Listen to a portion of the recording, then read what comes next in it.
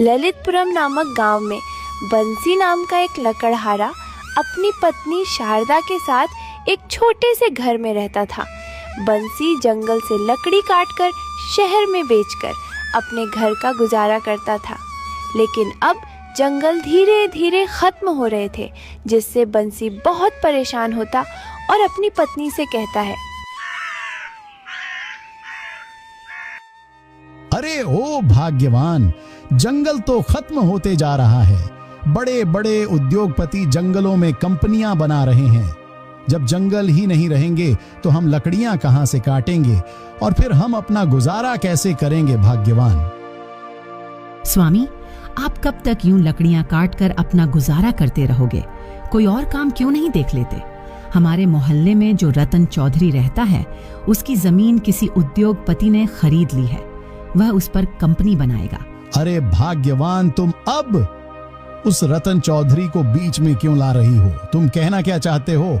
मैं समझ नहीं पा रहा हूं। स्वामी, उसके बदले में रतन चौधरी को 50 लाख रुपए मिले हैं। अरे बाप रे, 1 बीघा जमीन में 50 लाख रुपया। भाग्यवान, मुझे तो लाख का नाम सुनकर ही डर लग रहा है और मैं दिन भर मेहनत करता हूँ, तब जाके 50 से 100 रुपया कमा पाता हूँ।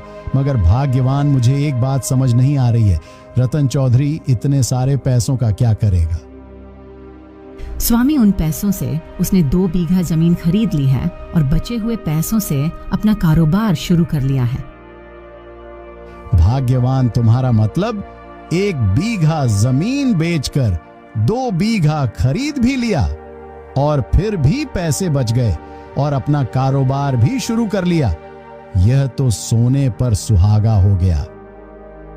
इसलिए स्वामी, आपको कहती हूँ कि आप भी अपनी जमीन बेच दो। वैसे भी आजकल खेती में रखा ही क्या है। अरे भाग्यवान, तुम उसे बेचने के बारे में सोच भी कैसे लिए हो? स्वामी, आप जितनी लागत लगाते हैं उतनी पैदावार नहीं होती। कभी फसल मर जाती है तो कभी कीड़ा लग जाता है। तुम्हारी सोच अभी भी पहले जमाने की है। स्वामी, आप दुनिया को देखो कितनी आगे बढ़ रही है और तुम आज भी वहीं के वहीं हो। कभी अपने हालात भी देख लिया करो। पूरे दिन मेहनत मजदूरी करने के बाद जाके 50 से 100 रुपया कमा पाते हो और कभी कभी तो वह भी नहीं कमा पाते। स्वामी, कभी आप बाहर निकल कर देखो, दुनिया में कितने अमीर अमीर लोग हैं। हाँ भाग्यवान, तुम बिल्कुल सही कह रही हो। मैं अपनी जमीन बेच देता हूँ। मैं कल ही जमींदार के पास जाऊंगा। शायद उनकी नजर में कोई अमीर आदमी हो जो हमारी जमीन खरीद ले और इस जमीन को बेचकर हम भी दूसरी जमीन खरीद लेंगे और बचे हुए पैसों से कोई कारोबार कर लेंगे। फिर अगले दिन जैसे ही सुबह होते हैं, बंसी जमींदार के घर पहुंच जाता है और जमींदार से कहता है,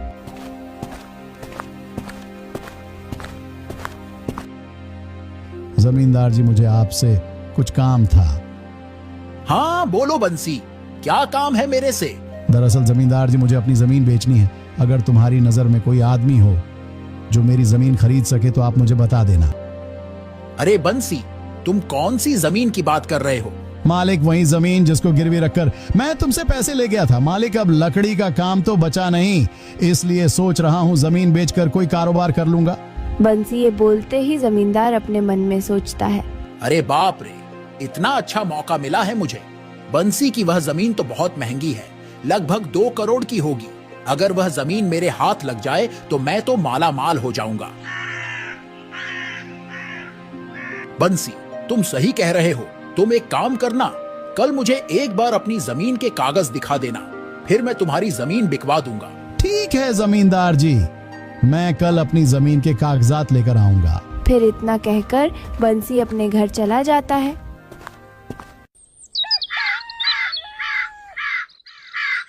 और फिर सुबह होते ही बंसी कागजात लेकर जमींदार के पास चला जाता है। यह लीजिए जमींदार जी, मेरे घर के कागजात। मैंने कागजात बहुत संभाल कर रखे हुए थे। कि तभी जमींदार सोचता है कि वह जमीन बंसी से कैसे अपने नाम करवाए। मुझे कुछ तो करना होगा, इस जमीन को जैसे करके भी अपने नाम में करवाना होगा। और फिर कुछ देर सोचने के बाद जमींदार बंसी से कहता है, अरे भाई बंसी, ये तुम्हारी जमीन तो सरकारी है।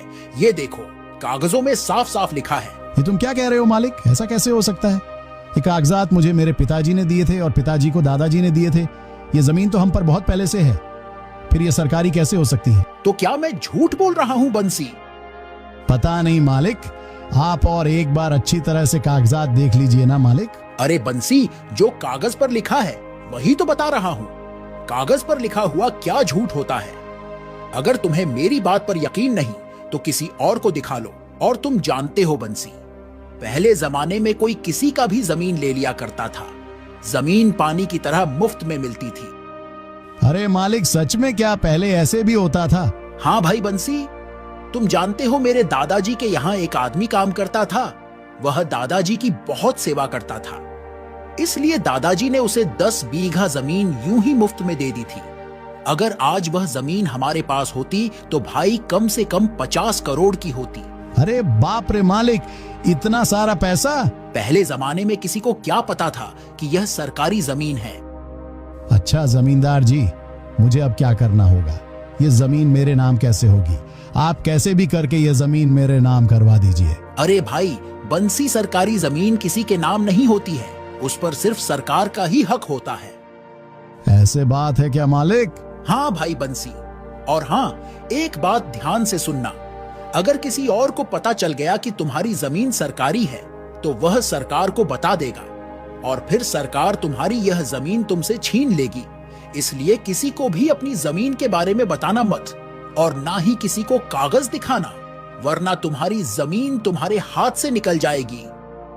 जमींदार जी, अब मेरा क्या होगा?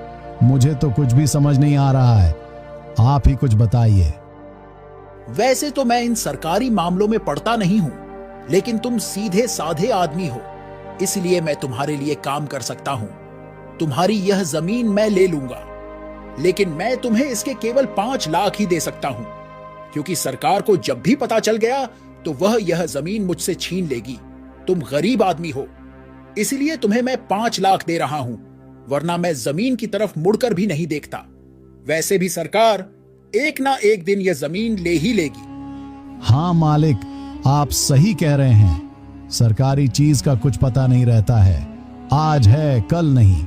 आप ये जमीन ले लो और मुझे 5 लाख दे दो। फिर जमींदार बंसी से जमीन के कागजात पर अंगूठा लगवाकर जमीन अपने नाम करवा लेता है और बंसी को 5 लाख रुपए दे देता है। बंसी पैसे लेकर अपने घर चला जाता है और फिर सारी बात अपनी पत्नी को बताता है। यह बात सुनकर बंसी की पत्नी के होश उड़ जाते हैं। ये तुमने क्या किया स्वामी? करोड़ों की जमीन यूं पानी में बहा दिए। कम से कम एक बार मुझसे पूछ तो लेते। उस जमींदार ने तो आपको पागल ही बना दिया और तुम उस झूठे की बातों में आ गए। हे भगवान, अब मैं क्या करूं? कुछ समझ नहीं आ रहा है। स्वामी, तुमसे कोई भी काम सही से नहीं होते हैं। तुम अभी के अभी मुझे उस जमींदार के पास ले चलो, मैं उससे बात करूंगी। अच्छा ठीक है भाग्यवान, चलो चलते हैं उस जमींदार के पास।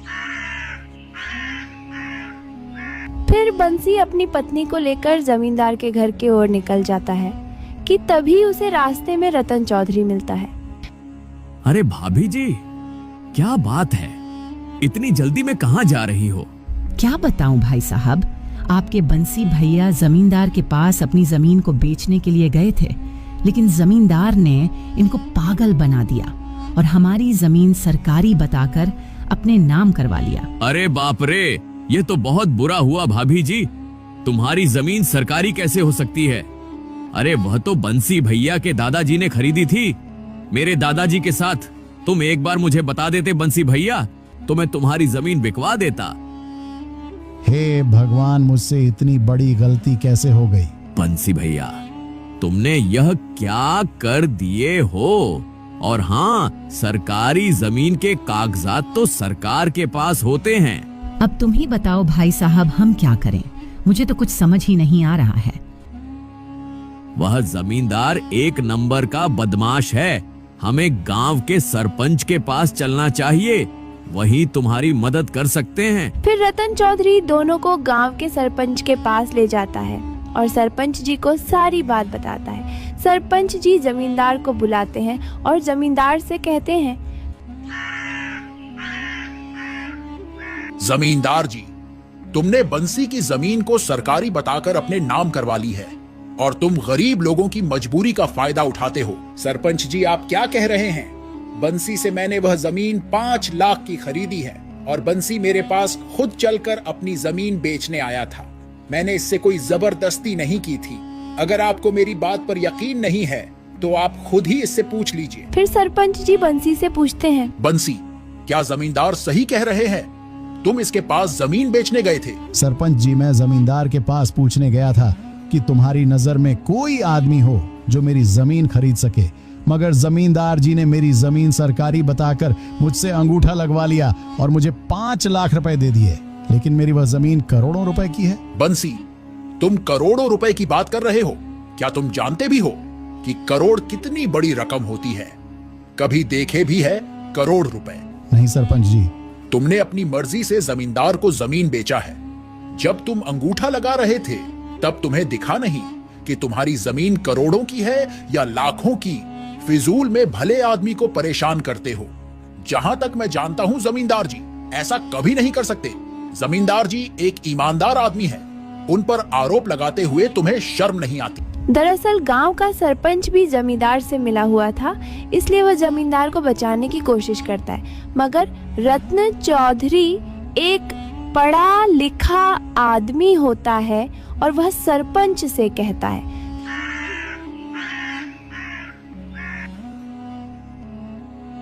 अरे ओ सरपंच जी, बंसी एक अनपढ़ आदमी है। जमींदार जी ने धोखेधड़ी से जमीन अपने नाम करवाई है। आप इंसाफ कीजिए सरपंच जी। अच्छा, तो अब तुम हमें सिखाओगे इंसाफ करना? तुम तो देख रहे हो बंसी ने जमींदार से 5 लाख लिए हैं, फिर इसमें धोखाधड़ी वाली बात कहां से आ गई?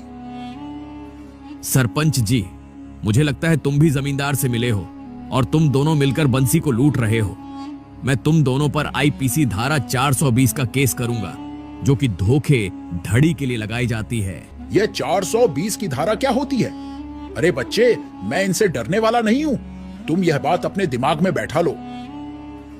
मैं तुम दोनों पर आईपीसी धारा 420 का केस करूंगा, जो कि धोखे धड़ी के लिए लगाई जाती है। सरपंच जी समझ जाता है कि रत्न चौधरी एक पढ़ा लिखा इंसान है और अपने मन में कहने लगता है, अगर मुझ पर कोई केस हुआ तो मेरा सरपंच का पद छिन जाएगा और जेल भी होगी। और फिर तुरंत सरपंच जी रतन चौधरी से कहते हैं, अरे भाई रतन चौधरी, यह कैसी बातें कर रहे हो? अगर हमारे गांव की बात कोर्ट कचहरी में जाएगी तो इससे हमारे गांव की ही बदनामी होगी। हम इस मसले को यहीं हल कर लेते हैं। फिर सरपंच जी अपना पीछा छुड़ाने के लिए जमींदार से कहते हैं, जमींदार जी, बंसी एक अनपढ़ आदमी है, तुम्हें इसकी जमीन वापस करनी होगी। लेकिन सरपंच जी, अरे लेकिन कुछ नहीं, तुमने वह जमीन बंसी से धोखाधड़ी से ली है, इसलिए तुम्हें अभी के अभी बंसी को वह जमीन वापस करनी ही होगी। इस तरह रतन चौधरी अपनी समझदारी से बंसी की जमीन वापस ले ली है। खैर छोड़ो, आपको यह कहानी कैसा लगा नीचे कमेंट में अवश्य बताएं और आपके इस चैनल को सब्सक्राइब भी अवश्य कर ले। धन्यवाद।